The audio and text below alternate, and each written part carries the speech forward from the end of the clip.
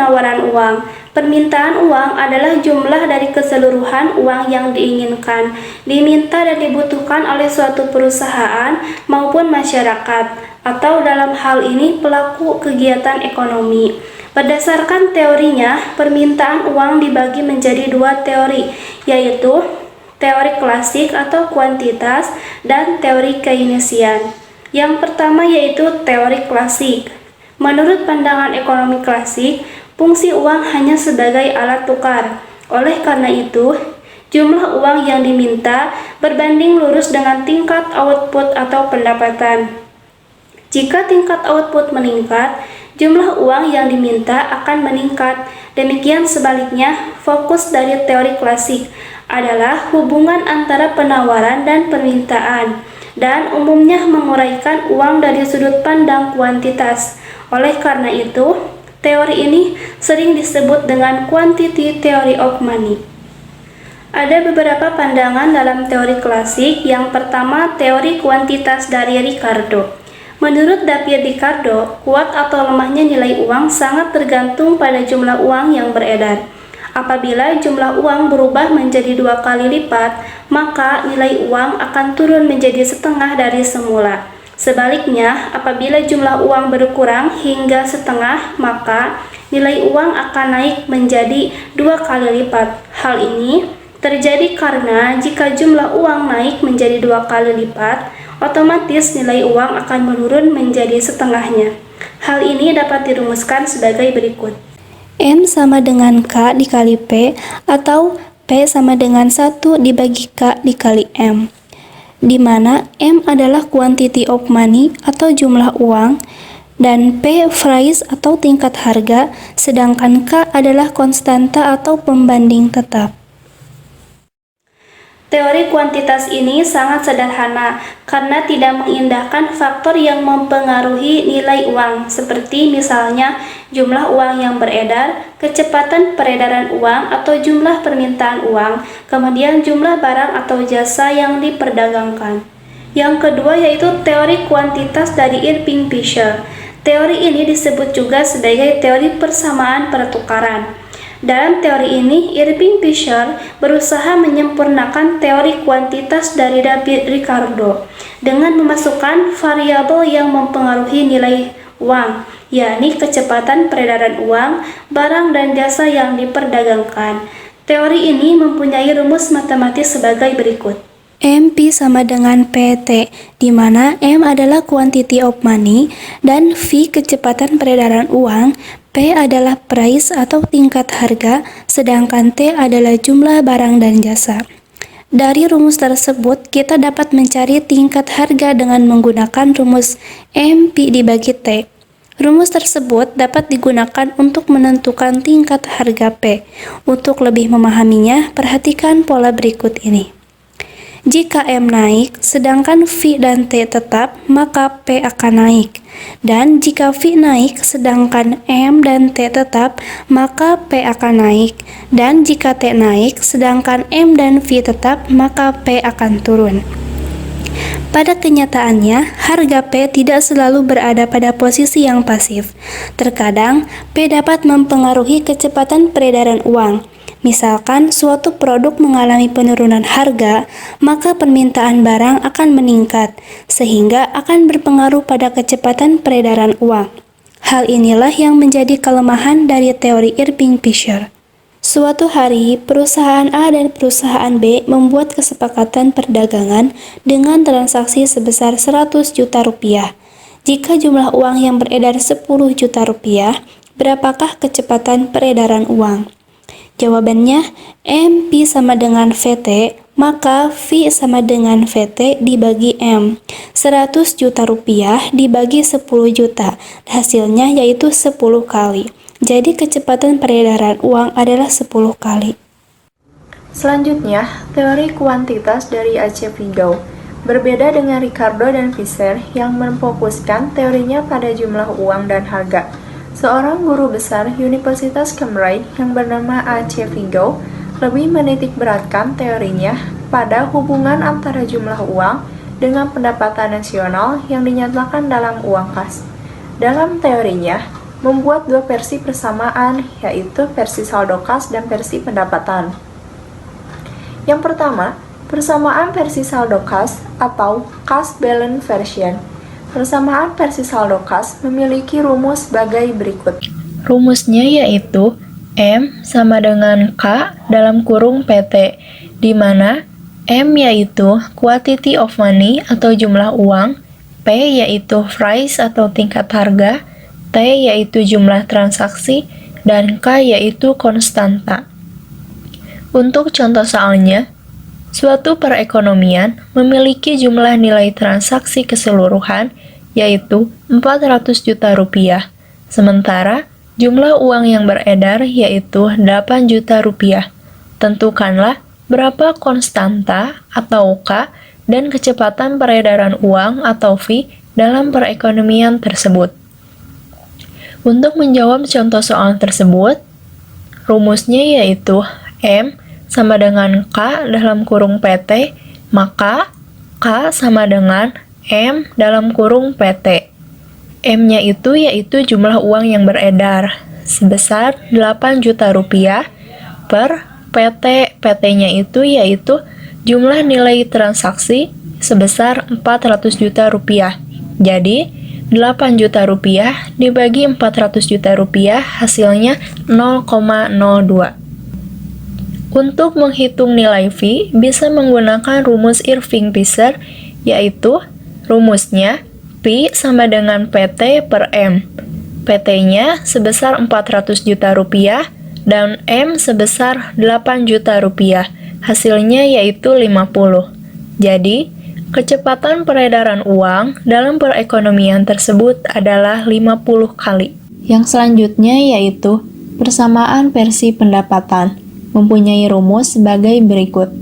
M sama dengan K dalam kurung PY, di mana M yaitu quantity of money atau jumlah uang, P yaitu price atau tingkat harga, Y yaitu pendapatan nasional, dan K yaitu konstanta. Untuk contoh soalnya, diketahui jumlah uang yang beredar yaitu 8 juta rupiah, pendapatan real yang didapat sebesar 40 juta rupiah, dan K yaitu 0,2. Jawablah, mengapa harga meningkat menjadi 2 kali lipat jika peredaran uang ditambah menjadi 16 juta rupiah? Untuk menjawab pertanyaan tersebut, menggunakan rumus yaitu M sama dengan K dalam kurung PY.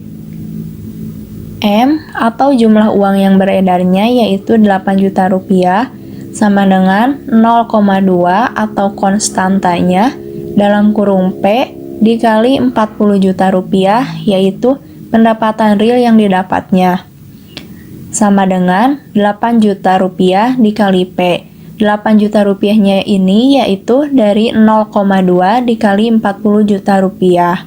P sama dengan 8 juta rupiah dibagi 8 juta rupiah, hasilnya yaitu 1. Dan jika M ditambah menjadi 16 juta rupiah, maka P sama dengan 16 juta rupiah sama dengan 0,2 dalam kurung P dikali 40 juta rupiah sama dengan 8 juta rupiah dikali P. P sama dengan 16 juta rupiah per 8 juta rupiah. P sama dengan 2. Jadi jelas bahwa dengan bertambahnya uang yang beredar, maka harga akan cenderung naik. Selanjutnya, yaitu teori Keynes. Menurut John Maynard Keynes, ada 3 alasan mengapa tiap rumah tangga memegang atau menyimpan uang tunai, yaitu karena alasan transaksi atau transaction motif, berjaga-jaga, dan motif spekulasi. Yang dimaksud dengan alasan transaksi yaitu masyarakat memegang uang tunai dengan tujuan untuk mempermudah melakukan transaksi untuk memenuhi kebutuhan sehari-hari. Menurut Keynes, permintaan uang untuk transaksi memiliki hubungan positif dengan pendapatan, yaitu semakin tinggi pendapatan, maka akan semakin tinggi pula keperluan uang untuk transaksi. Yang kedua, alasan berjaga-jaga. Maksudnya, kita tahu bahwa dunia ini penuh dengan ketidakpastian, Bisa saja suatu saat kita mendadak sakit atau mengalami kecelakaan, dan pada saat itu kita memerlukan biaya untuk mengatasinya. Oleh karena itu, alasan kedua yang mendorong orang untuk menyimpan uang adalah untuk berjaga-jaga. Permintaan uang untuk berjaga-jaga juga memiliki hubungan positif dengan pendapatan.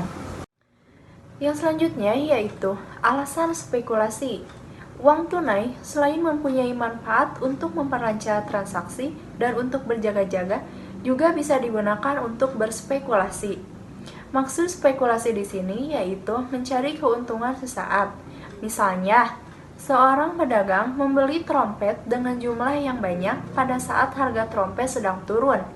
Ia tahu bahwa pada saat mendekati malam tahun baru, harga trompet akan naik, sehingga ia menjualnya saat akan mendekati malam tahun baru, sehingga dia mendapatkan keuntungan yang berlipat.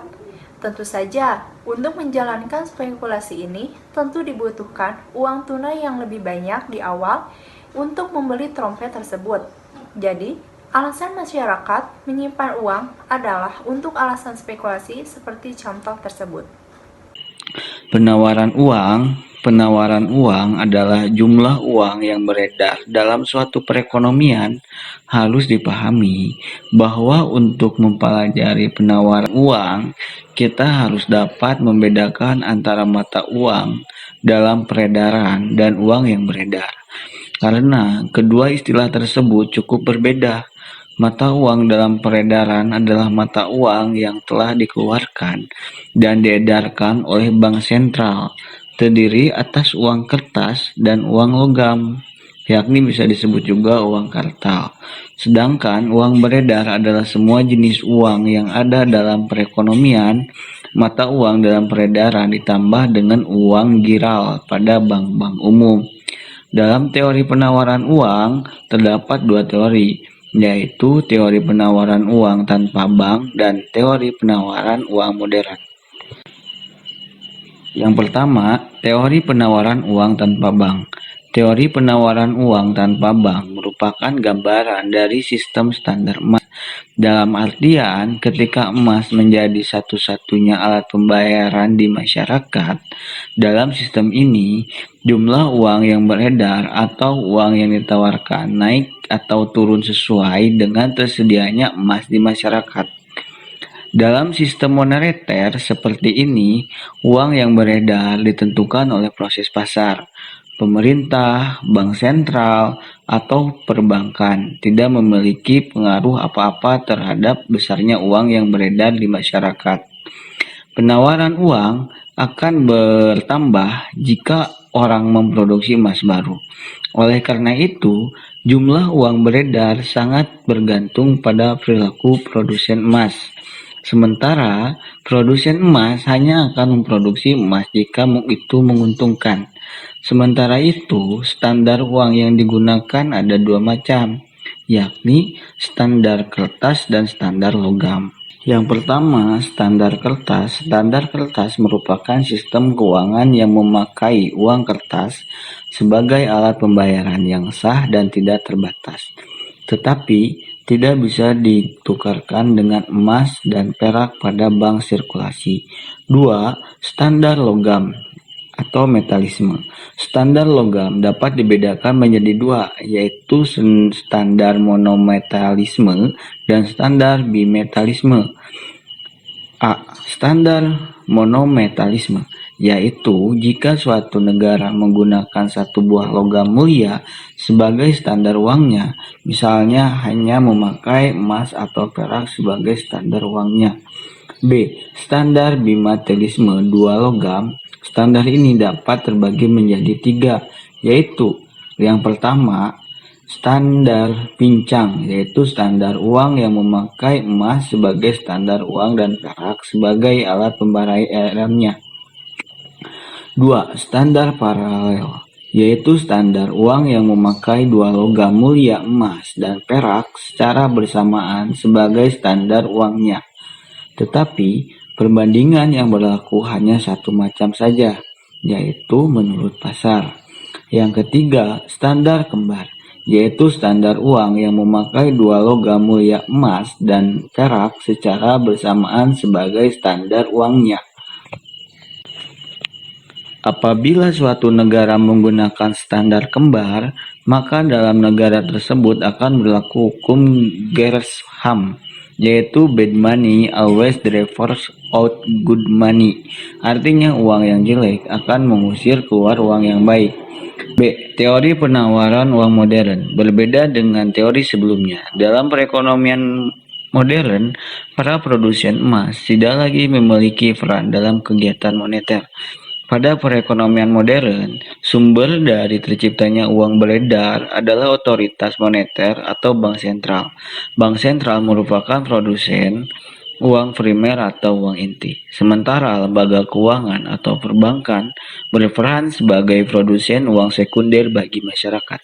Keduanya sangat berhubungan karena uang sekunder atau uang giral hanya bisa berkembang karena ada uang primer. Uang sekunder diciptakan oleh bank atas dasar uang primer yang dipegang bank atau cadangan bank.